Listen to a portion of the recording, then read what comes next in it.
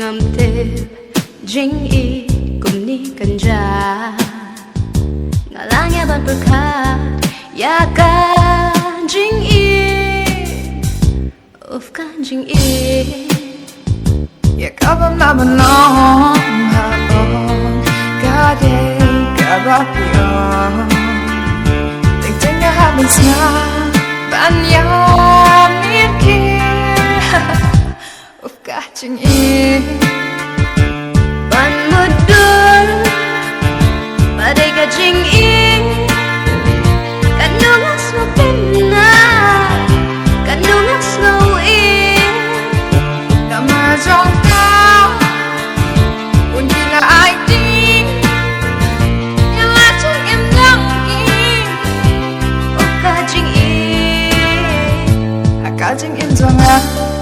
ngam tu Jingieit ni kan ja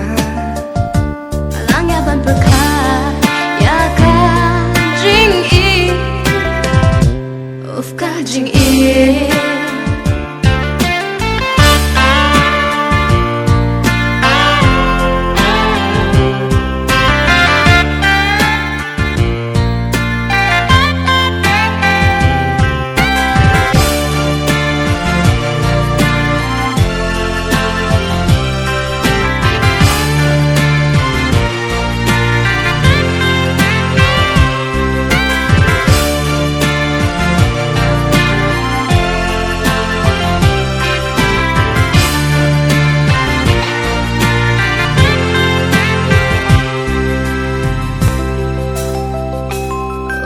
Jingieit